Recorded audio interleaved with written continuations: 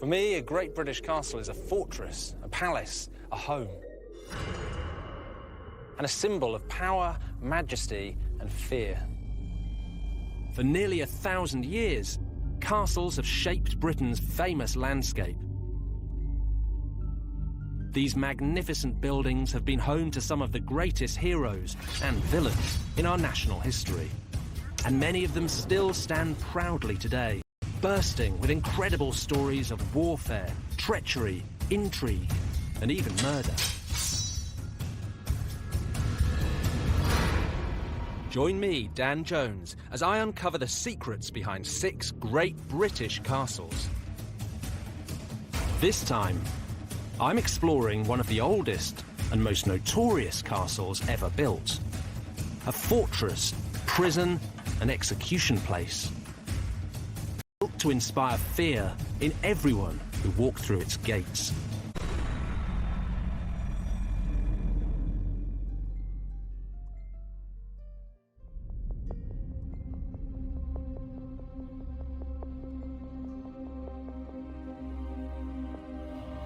Imagine London, one of the great capital cities, conquered, subjugated, and invaded by aliens. And imagine if they backed up that invasion by building something new, terrifying, and utterly overwhelming.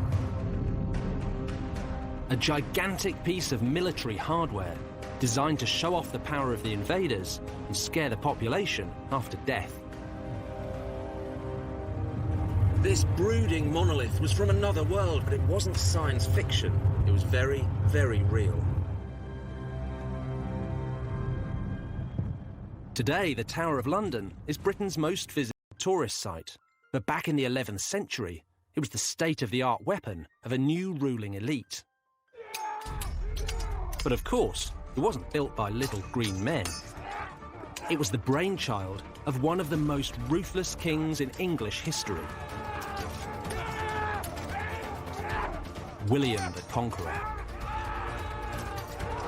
William was the illegitimate son and heir of the Duke of Normandy, which meant he was actually descended from the Vikings.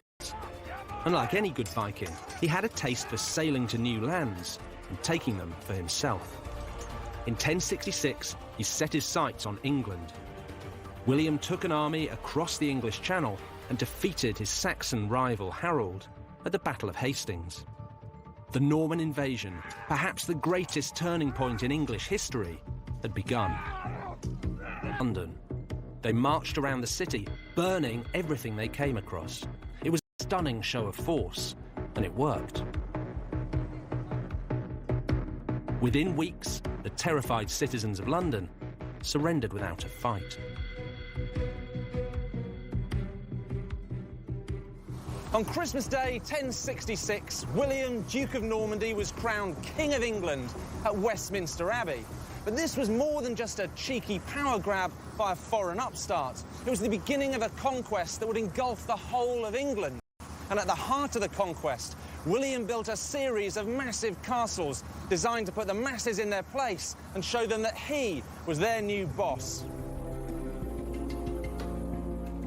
The centrepiece of this network was the vast stone structure known as the White Tower. It loomed over London, and its location was carefully chosen. William used a 1,000-year-old blueprint left behind from the last great civilization that had invaded England, the Romans. The Normans were building on top of old Roman ruins, right? Stone castles is the name of the game.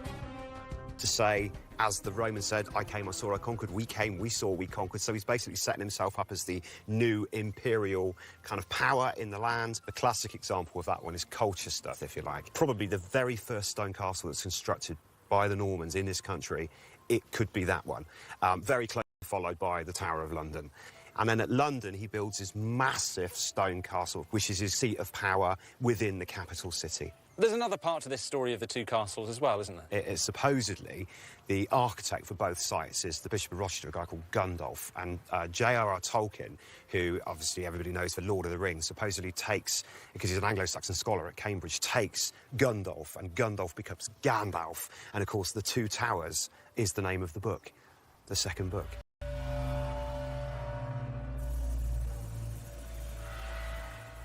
But long before the tower inspired Tolkien, it had a very clear political role. By building in stone, William was sending a message. The Normans were here to stay. The White Tower was 90 feet high and its walls were 15 feet thick.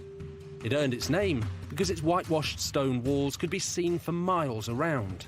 Londoners would never have seen anything like it. Heavily armed foreign soldiers stood behind thick stone walls, and it all sent out a clear message. This was a castle devoted to one simple purpose: maintaining royal power.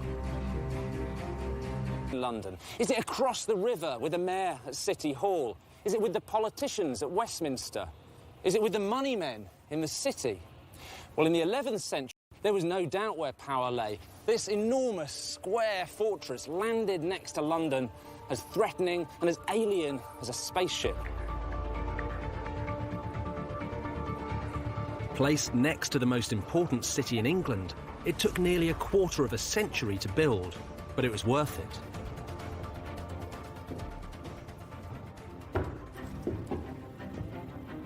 William was the new boss, and the White Tower proved it. Now, no one in England's capital would dare to disobey their new ruler. It seems hard to imagine today, but it's not. If you want to get a sense for how the tower loomed over London and overawed Londoners, the best way is to check out the 21st century equivalent. This is the Shard, the tallest building in Britain. 72 stories high, it really does soar above London, overshadowing everything that stands around it, much like the Tower of London once did. The view from up here is absolutely astounding. It's a cloudy day and you can see still about 14 to 15 miles in every direction. This must have been exactly how you'd have felt if you were a Norman king or a Plantagenet king down there in the White Tower looking over the medieval city. And down below all that, the Tower of London looks kind of puny. But you've got to imagine all of modern London and try and think back to what it would have looked like, say, in the 12th century when William Fitzstephen wrote his famous description of the city. And he described the Tower of London there, bang in the eastern corner, as rising up on ancient foundations, its mortar mixed with blood. Well, that was the eastern end, and the walls came out and stretched round what we now think of as the Square Mile. There was St Paul's Cathedral rising up in the middle. And then down at the end on the other side, you had Westminster. And that was, as now, a political village. But what was important was at these 2 points, the Tower and Westminster marked out a line of power. So every king before their coronation in the Middle Ages emerged from the Tower and processed through the city all the way down to Westminster Abbey to be crowned. And that was the ultimate political pageantry. In the years that followed William's conquest, London grew rapidly. By the end of the 13th century, the population had reached over 100,000. But as the city grew, so did the Tower and its supremacy. And it's that tension between the Tower and the... In times of pomp and celebration, everything started at the Tower. But in times of chaos and crisis, it was a place to go and retreat. So this wasn't just a castle designed to overawe the common people. It was also somewhere to hide from them.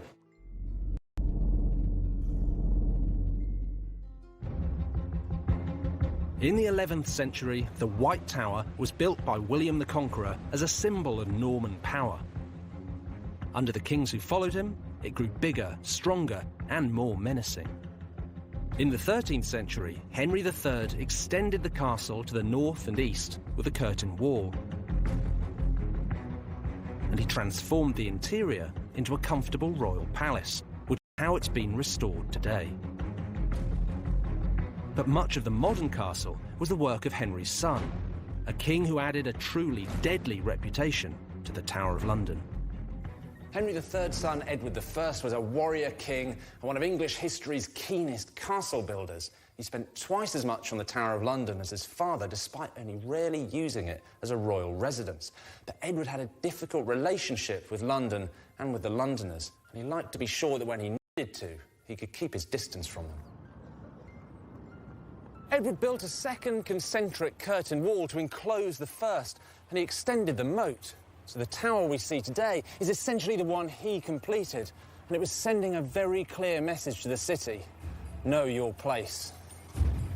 And know that I am your king. In the Middle Ages, castles weren't just places to house soldiers. They were also heavily involved in royal finance, both as places to keep the king's money and to imprison those who tampered with it. Any kingdom, ancient or modern, depends on a system of commerce, buying and selling, borrowing and lending, and taxation. But it's money that lies at the dark heart of two of the most vicious and violent stories in the history of the Tower of London. Edward I spent his entire reign fighting expensive foreign wars. It cost him a fortune, and it made him obsessed with the currency of the realm. Edward was prepared to deal very harshly with anyone who meddled with his money. Medieval coins were made of silver, a soft metal that was very easy to bend, break, and forge. One of the most common methods of medieval fraud was coin clipping, cutting away the edges of silver pennies, melting down the slivers, and making new, fake coins of your own. Actually stealing from the royal pocket. If you look at the definition of a coin, it's a piece of precious metal whose intrinsic value is equal to its face value and stamped with an official mark guaranteeing its weight and fineness. So it does exactly what it says on the coin. You have a penny, like that.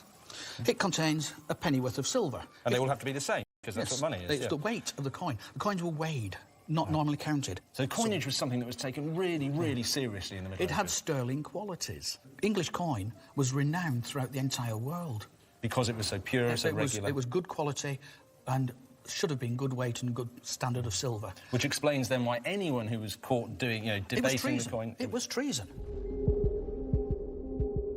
Clipped coins flooded the economy and caused inflation.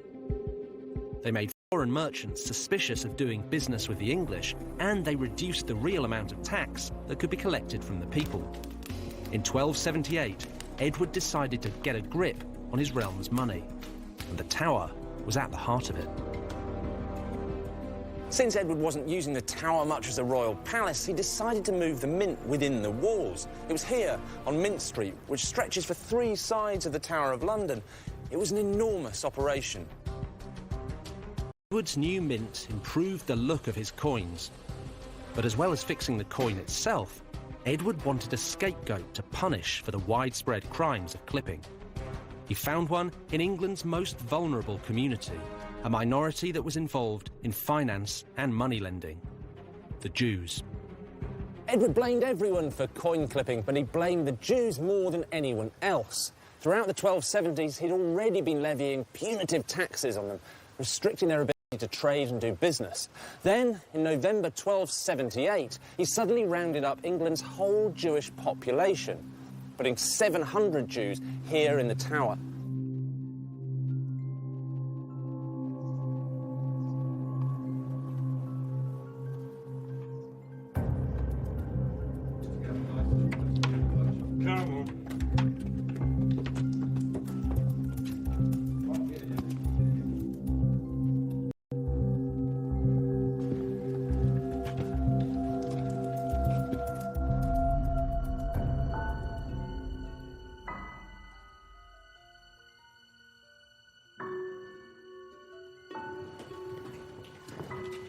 Get in there.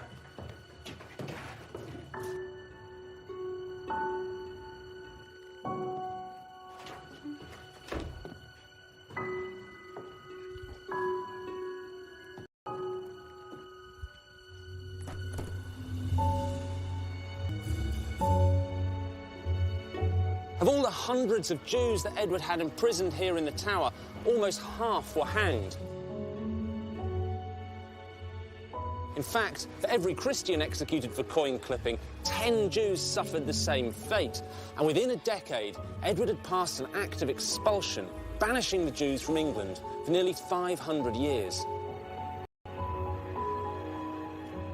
This was the worst Jewish massacre in British history. But Edward's actions were met with little more than a shrug from the rabidly anti-Semitic society of medieval England. And what was more, he had bolstered the fearful name of the Tower of London. By the end of Edward's reign, no one would dare to question the authority of the Tower. But 100 years later, the Tower's mighty reputation was blown to pieces as the castle found itself at the centre of the greatest popular uprising in British history, the Peasants' Revolt. In the second half of the 14th century, England was going to the dogs. The new king, Richard II, was a 14-year-old boy, and the country was being governed by his councils, led by the Lord Chancellor, Archbishop Simon Sudbury. But Sudbury's rule was a disaster, and throughout the country, people were starting to mutter about rising up in protest. In 1381, people were moaning about the same sort of things they still moan about today: war, death and money. A war had been going on with France for generations. The Black Death had wiped out nearly half the population of England. Then, on top of all that, came a tax, a poll tax, levied on everyone, old and young, rich and poor. And there were 3 of them, levied on England, one after the other, in 4 years. The poll taxes were the final insult to a country that was well and truly fed up. On the 13th of June, a large group of militant protesters led by the Kentish rebel Wat Tyler entered London. They burned jails and legal offices. They chopped the heads off anyone associated with the government, piling their corpses in the streets.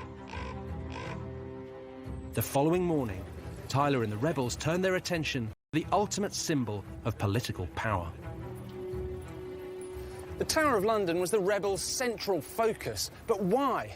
They didn't want the lavish apartments, the royal jewels, or even the coin in the mint. They didn't want to capture the king, the teenage Richard II, which is just as well, because on the day they stormed the tower, he wasn't even here.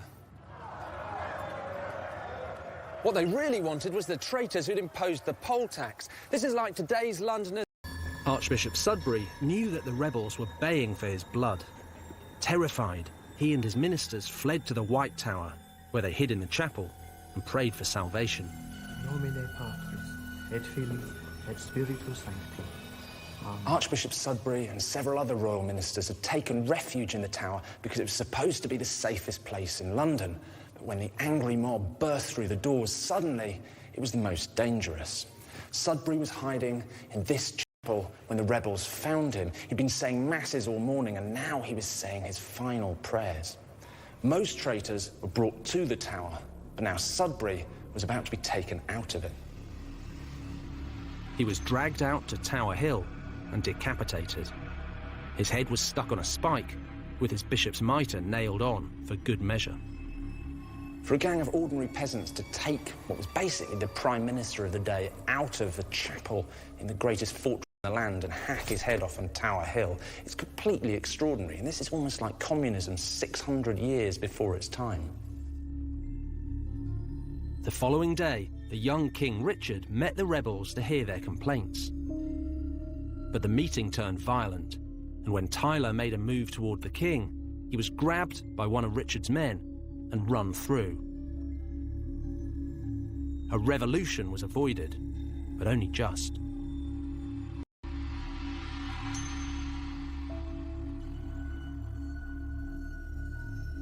The Peasants' Revolt was one of the most shocking episodes in English history. It ended with London on fire, the Chancellor's head on a stick, and the mighty Tower of London stormed by a gang of villagers. The lesson, perhaps? Well, you antagonise the mob at your peril, but it was also a reminder that the Tower, like any other castle, was only as strong as the person holding it. The Tower of London survived and regained its reputation as a menacing fortress. But soon, it would be the scene of one of Britain's most notorious and mysterious crimes.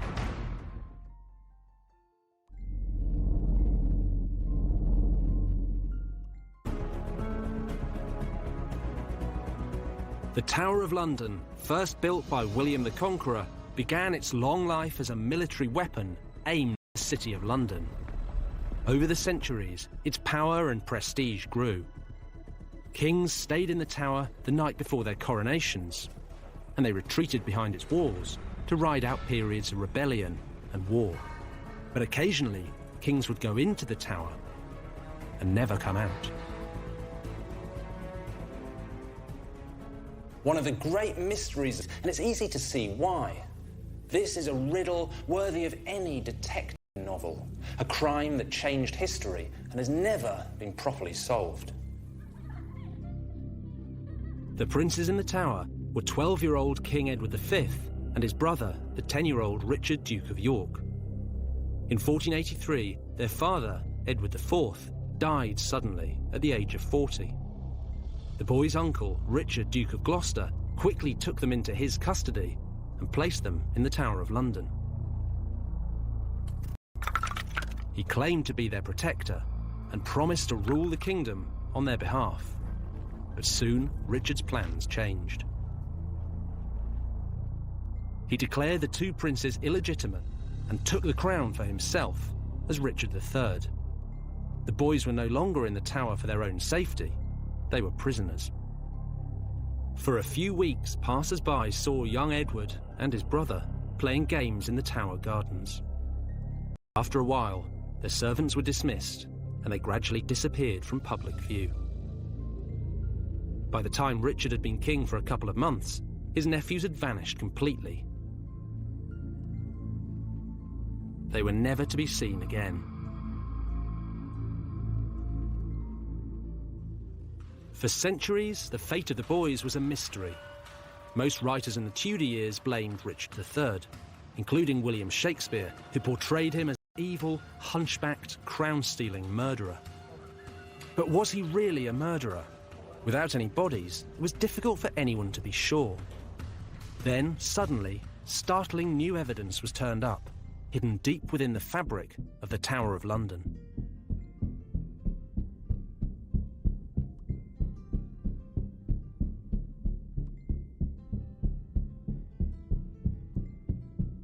During the reign of Charles II, workmen were remodelling the tower when they found the skeletal remains of two children hidden under this staircase.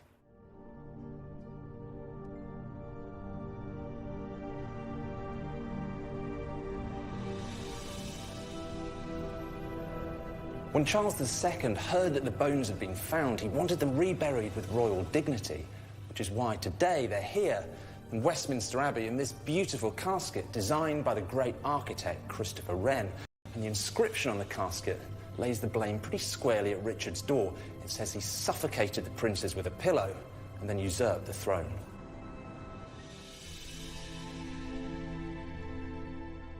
Richard III was dug up under a car park in Leicester in 2012, and his bones were subjected to Evertes almost 100 years.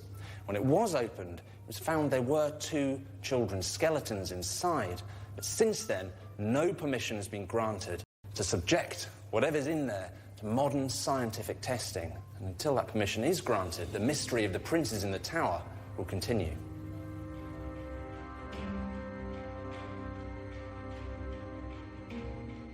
Even if the riddle of the princes in the tower is never solved, their story will continue to be one of the most notorious in British history, and an important part of the legacy of the Tower of London.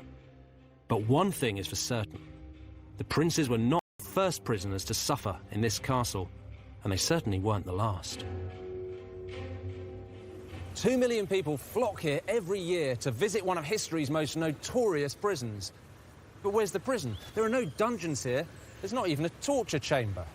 But OK, over the years, plenty of people have been locked up in this fortress, ranging from Ranulph Flambard, the first prisoner who escaped, to the Cray twins, who were banged up here for avoiding military service. So there are reasons why being sent to the Tower has become one of history's most resonant phrases. But in the Tudor years, the Tower earned a new reputation. It wasn't just a place where people were banged up. It was a place where people were sent to be executed. And one English king was particularly fond of sending his victims here.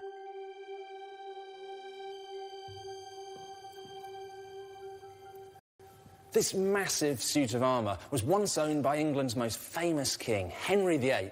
And you look at it, well, it tells you everything you need to know about Henry's self-image. It's big, it's manly, it's virile. It all points very obviously to one place. And this was owned by Henry towards the end of his life in 1540, when he was fat and grumpy and ill and tyrannical. And that's the Henry I associate with the Tower of London, because it wasn't his fortress or his palace or even his playground. It was his personal prison, where he locked up those he thought were traitors.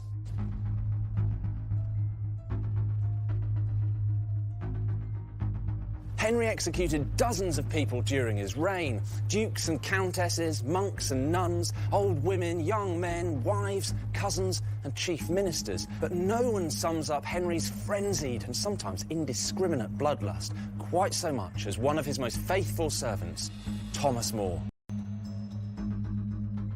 Thomas More was a true Renaissance man. He was Lord Chancellor and one of Henry's closest advisors. He was also a deeply spiritual figure, a philosopher, a lawyer, and a famous writer. In 1533, Henry divorced the first of his 6 wives, Catherine of Aragon, and married the second, Anne Boleyn. More thoroughly disapproved, and although he knew it would enrage Henry, resigned from the House of Commons in protest. As a devout and principled Christian, More couldn't accept Henry's decision to defy the Pope by divorcing Catherine and taking Anne as his new queen. But as one of the king's most powerful ministers, he didn't want to antagonise Henry either, so initially he bit his lip and kept quiet. But then Parliament passed an Act of Succession confirming Anne as Henry's queen and any sons she should have as Henry's heirs, and the king demanded that everybody, including More, take an oath to support it. Caught between his loyalty to the church and his allegiance to the king, More found himself in a desperate and impossible position. Did he follow the orders of his master, or stay true to his basic Christian principles? Here at All Saints, his private chapel in Chelsea, he prayed for guidance. But when he was summoned before the Archbishop of Canterbury, he was given an ultimatum: support the king or suffer the consequences.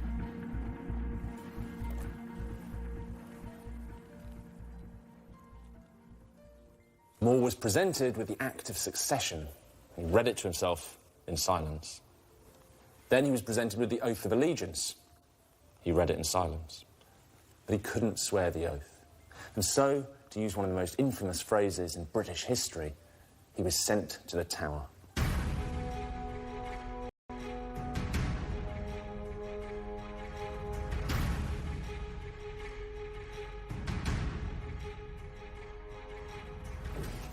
There's some debate about where More was held, but many people think it was here in the basement of the bell tower next to the modern constable's residence, which is normally off-limits to the public. In a way, this bare cell, with its sandstone walls and high vaulted ceilings, feels like a chapel. And as a prisoner of conscience, More spent months here, reflecting on his life and possibly his death. At first, More's imprisonment wasn't too bad. He was allowed to read and write, he could have visitors, he could take walks in the grounds of the tower. This was more like a civilised house arrest than being chucked in a dungeon. But within months, Parliament had passed yet another act, making Henry the absolute head of the Church in England.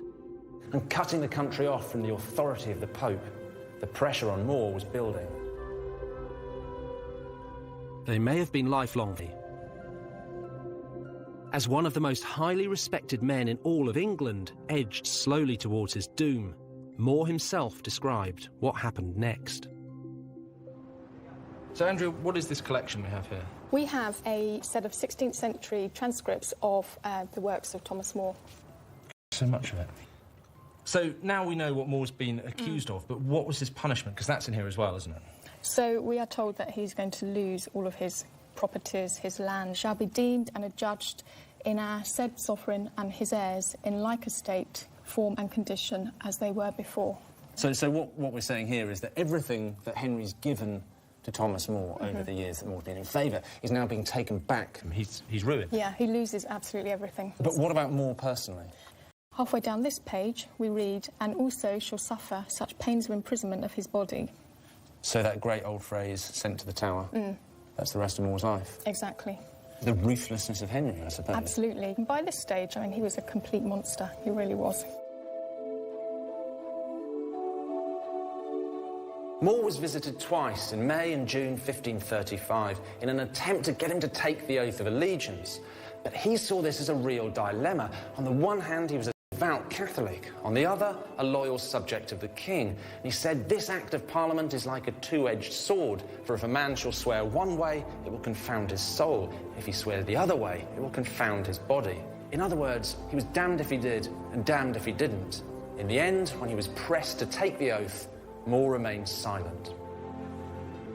On the 1st of July 1535, Thomas More was taken from the Tower of London to Westminster, where he was tried for high treason. His accusers deliberated for just 15 minutes before giving their verdict.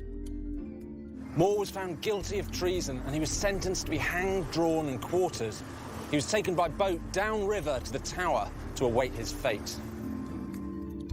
Having defied his king, More was sent back to this room to contemplate his awful fate. On the day before he was due to be executed, he wrote one final letter to his beloved daughter, Margaret. What does More have to say? Because this is the day before he was going to be executed. There must be quite an emotional letter for him to have written to his daughter.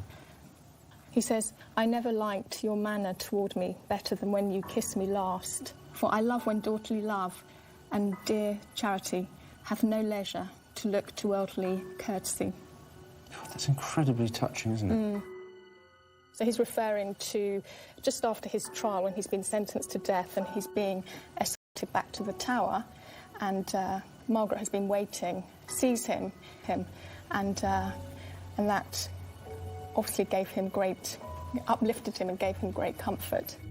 She really seemed to understand him, and she seemed to really understand why he felt unable to swear the oath of supremacy, and she supported him in that decision. And I think, you know, we're kind of sitting in front of More putting pen to paper, imprisoned in the Tower of London. It doesn't get much more spine-tingling than that, really.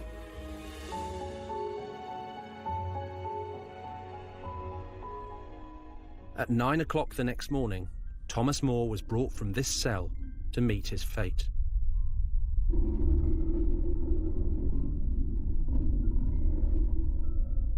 In the end, he wasn't hanged, drawn and quartered, but simply beheaded as a traitor. His final words were, "The king's good servant, but God's first." Thomas More's execution was only the beginning of Henry's reign of terror. And throughout the Tudor years, plenty of other noblemen and women found themselves locked up here, waiting for the executioner's call. None were more famous than Henry's second wife, Anne Boleyn, just 1 year later. Anne Boleyn stayed in the royal apartments here at the Tower of London on the night before her coronation as Henry VIII's queen. 3 years later, she was back on the morning of her execution.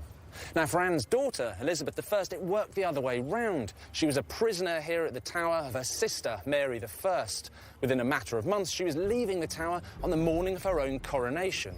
In Tudor times, treachery was a fickle concept, and today's king, queen or royal confidant could easily be tomorrow's traitor. But fear of the monarchy would begin to wane. Less than a century after More's execution, the balance of power in England would shift. Soon, the dominance of the Tower of London would be overshadowed by the will of the people.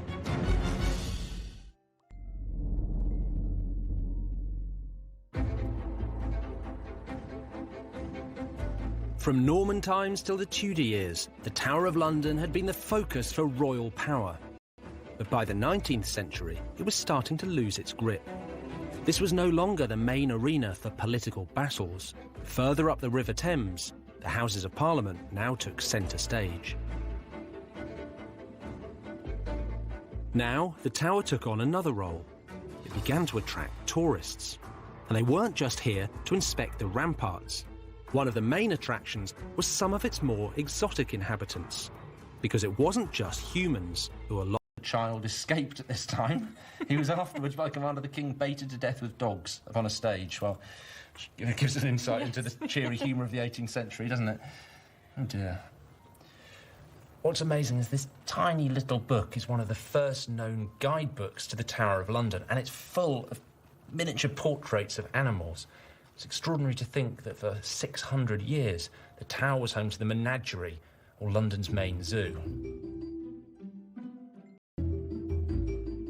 For more than 900 years, since the time of William the Conqueror, the Tower of London has been a royal palace. Now, royals get a lot of gifts. In fact, the present royal family has received a bear, 2 sloths, a baby crocodile, an elephant, a horse, and a canary.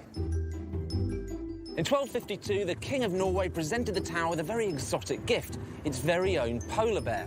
Now, the royal records show the purchase of a muzzle, a chain, and a long length of rope so the bear could go fishing for its own food in the river. England's medieval kings needed somewhere secure to put all the animals they received. Naturally, they chose the strongest castle in the land, the Tower of London. Over the years, the Tower was home to everything from monkeys to Barbary lions. And my favourite, a pair of dog-faced baboons. In the 18th century, the Tower of London opened its menagerie, or zoo, to the public. To get in, you had to pay 3 pennies, or bring along a cat or dog to feed to the lions. By 1828, the Tower held over 280 animals, but one man was not impressed.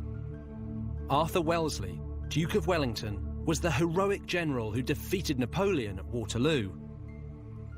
Now aged nearly 60, he was made Constable of the Tower. The old soldier had plans for the great fortress, and they didn't include wild animals or the noisy crowds that came to see them. As far as the Duke of Wellington was concerned, the Tower was a barracks for troops, not a circus or a zoo. On top of that, the place was filthy. The water in the moat was fetid, and there was cholera among the troops. Now, Wellington was a founding member of the Zoological Society, and to his mind, cleaning this place up meant the animals had to go. The Duke of Wellington knew that housing wild animals in a medieval fortress was an accident waiting to happen. And he was right. In 1835, when one of the lions allegedly mauled a soldier, the Iron Duke had had enough. He relocated the entire menagerie to Regent's Park, where it became one of the world's most famous collections of animals, London Zoo. Wellington got rid of a ship-shaped military barracks. They named a building after him, where they now keep the crown jewels. But you know what? The ultimate irony is the Duke of Wellington hated tourists. Wellington proposed that the public should be kept out of the Tower of London. He called them a nuisance and a threat to security. Fortunately, for the millions of tourists who come here every year, he never got his way. For nearly 900 years, the Tower has dominated London and fascinated the world. Today, it remains the most famous British castle of them all. In the end, the story of the Tower is about the mob, and it always has been. The Tower was built to frighten and subjugate them. It's been used to appease them, locking up criminals and foreigners. And of course, it's been used to amuse them, whether coming to the zoo or going out to Tower Hill to watch traitors being beheaded. And it still amuses them now, a royal fortress invaded every day by thousands of ordinary people pouring in off the streets of London.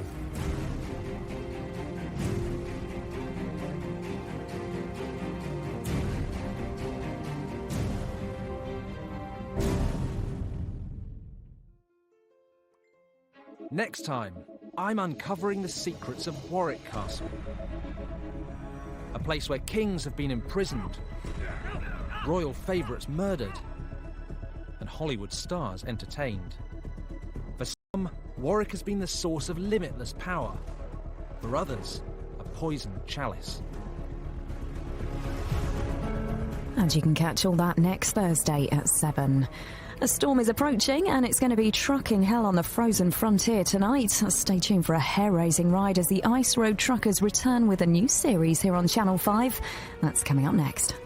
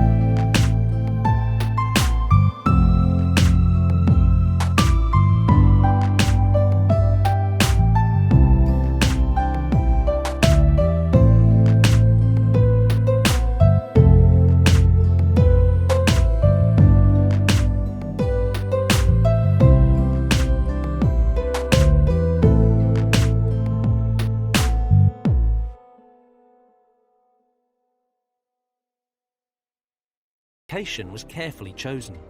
William used a 1,000-year-old blueprint left behind from the last great civilization that had invaded England, the Romans. The Normans were building on top of old Roman ruins, right? Stone castles is the name of the game. To say, as the Romans said, I came, I saw, I conquered, we came, we saw, we conquered. So he's basically setting himself up as the new imperial kind of power in the land. The classic example of that one is Colchester, if you like. Probably the very first stone castle that's constructed by the Normans in this country. It could be that one. Very closely followed by the Tower of London. And then at London, he builds this massive stone castle, which is his seat of power within the capital city. There's another part to this story of the two castles as well, isn't there? It is supposedly the architect for both sites is the Bishop of Rochester, a guy called Gundulf, and J.R.R. Tolkien, who obviously everybody knows for Lord of the Rings, supposedly takes, because he's an Anglo-Saxon scholar at Cambridge, takes Gundulf, and Gundulf becomes Gandalf. And of course, The Two Towers is the name of the book, the second book.